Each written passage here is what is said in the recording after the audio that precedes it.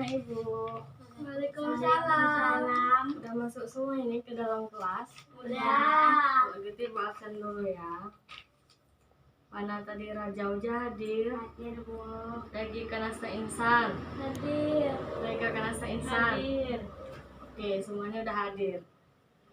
Kalau gitu, sebelum kita mulai pelajaran kita hari ini, alangkah baiknya kita berdoa dulu agar nanti pelajaran kita pelajari lebih mudah menyerap ke otak kita. Berdoa dimulai. Doa selesai. Oke, nah ibu mau kalian semua berdiri dulu. Coba berdiri dulu. Sebelum kita mulai belajar hari ini, ibu mau ngajak kalian senam otak dulu. Jadi kalau ibu bilang 1, tepuk sekali. Ibu bilang 2, tepuk 2 kali. Kalau ibu bilang 3, tepuk 3 kali. Oke, bisa? 1, 2, 3, 2, 3, 1, 3, 2, 1. Iya, semua berarti udah bisa fokus. Oke, kalau gitu kita mulai dulu. Karena ibu, hari ini kita akan belajar IPA. Nah, sebelumnya ada yang udah tahu materi apa yang akan kita pelajari hari ini? Tumbuh-tumbuhan. Ya, kita hari ini akan belajar tentang tumbuhan hijau. Nah, sebelum kita masuk ke pelajaran, akan ibu jelaskan sedikit apa itu tumbuhan hijau. Tumbuhan itu merupakan makhluk hidup sama seperti kita manusia. Nah, kalau makhluk hidup itu pasti dia butuh berkembang biak, ya kan? Jadi kalau butuh berkembang biak, dia harus minum dan harus makan juga. Nah, kalau manusia, kalau buat dia makan, itu dengan cara memanfaatkan yang ada di alam ini, seperti tumbuh-tumbuhan tadi dimasak, buah-buahan, hewan. Nah, kalau tumbuhan gimana cara makannya? Ada yang tahu? Dimasak. Tumbuhan Enggak. bisa masak? Enggak. Tumbuhan bisa masak? Ditanam. Jawabannya bisa, tumbuhan juga bisa masak. Nah, nama proses tumbuhan memasak itu adalah disebut fotosintesis. Fotosintesis itu merupakan proses tumbuhan ketika dia memasak. Oke, kalau gitu ibu akan tunjukkan sebuah video yang menunjukkan proses fotosintesis. Jadi kalian harus tonton karena nanti bakalan ibu kasih soal, jadi harus dipahami videonya ya.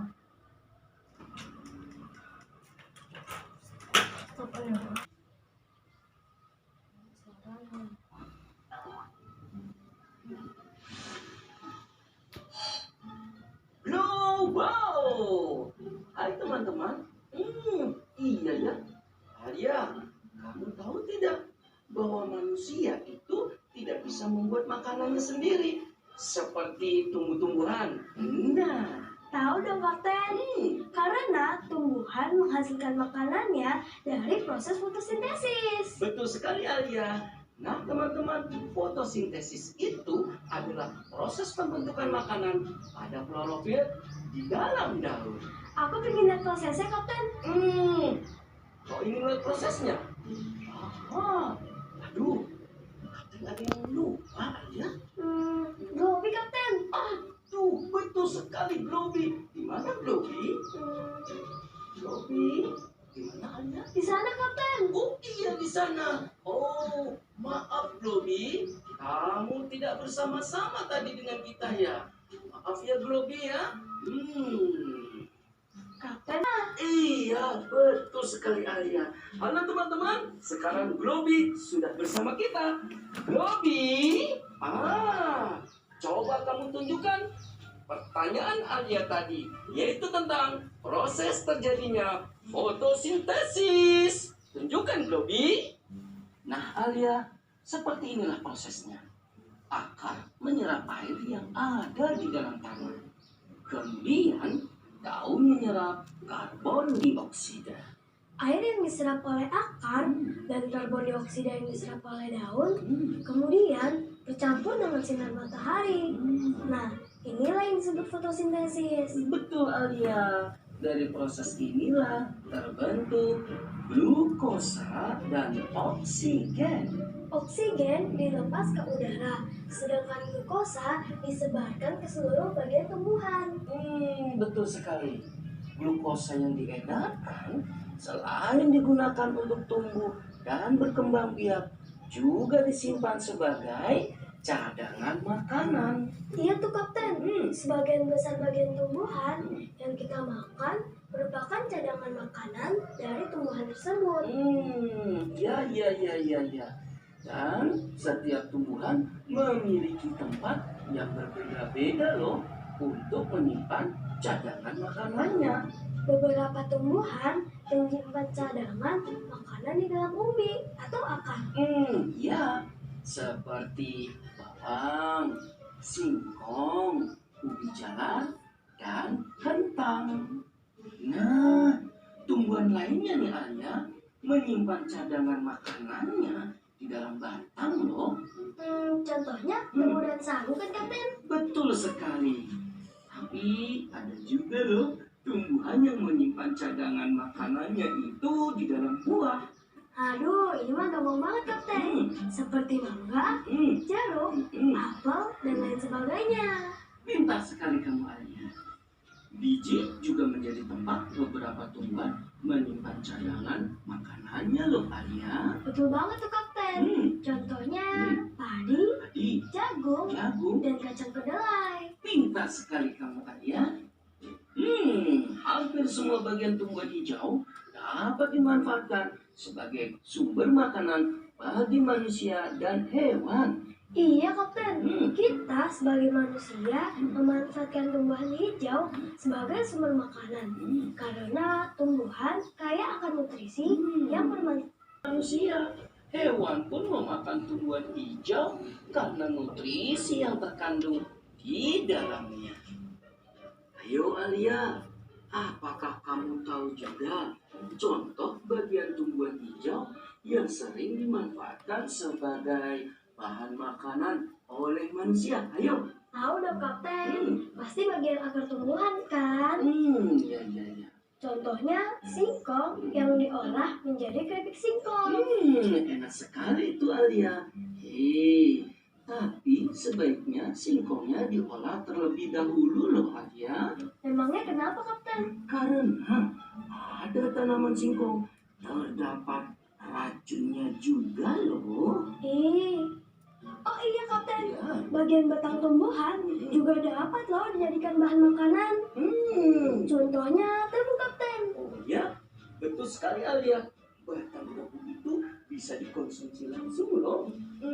Atau diproses menjadi Alia, Globi. Wow, betul sekali. Batang tebu itu bisa diproses langsung menjadi minuman sari tebu. Duh, Bobby nggak pakai padi nih. Daun pun dapat dijadikan bahan makanan loh Kapten. Betul sekali Alia. Contohnya daun bayam yang dapat diolah menjadi sayur bayam. Ada pula loh bunga yang dapat dijadikan sebagai makanan. Ayo. Contohnya bunga pepaya ya Kapten, yang dapat diolah menjadi oseng. Betul sekali. Oseng bunga pepaya itu merupakan makanan khas Manado yang paling lezat. Nah, buah merupakan bagian yang dapat dimakan langsung Alia. Betul tuh Kapten, selain bisa dimakan langsung, buah bisa diolah juga loh Kapten. Contohnya, pisang dapat dimakan langsung dan juga bisa digoreng. Oh ya, ya, ya. Nah, biji dapat pula dijadikan sebagai makanan. Betul tuh Kapten, seperti biji kacang hijau dan juga biji kedelai. Akan tetapi harus diolah terlebih dahulu loh Kapten. Oh ya? Oke lah.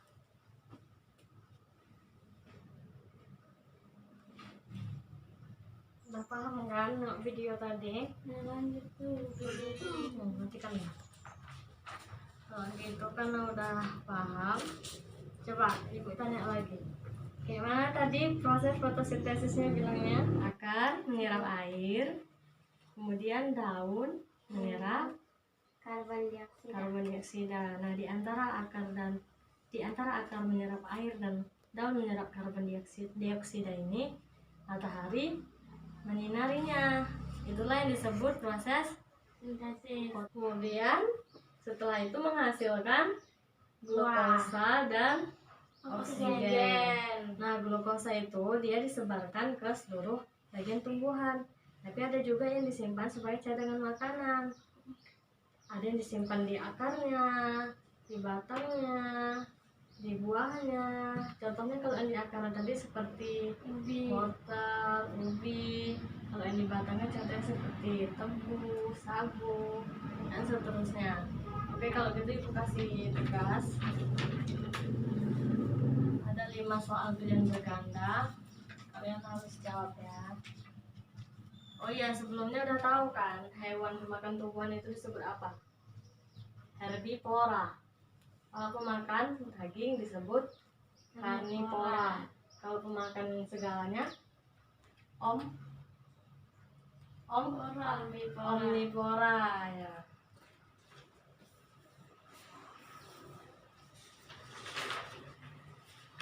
Ini punya Oja, punya Reza. Nah, pas waktu 5 menit aja ya. Soalnya gampang-gampang kok. Nah, mulai.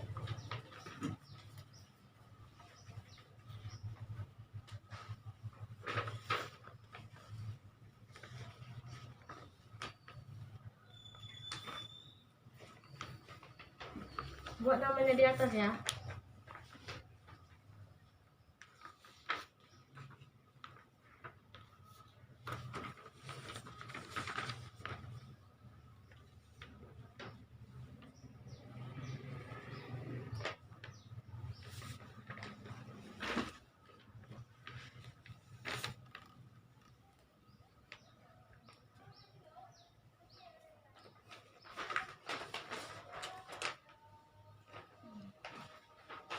Masih Rega, namanya udah. Boleh nama panjangnya.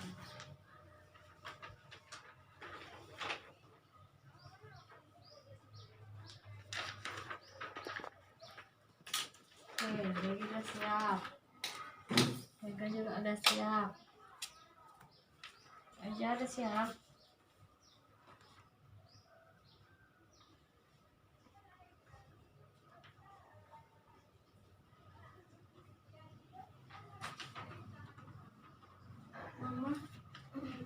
Namanya udah.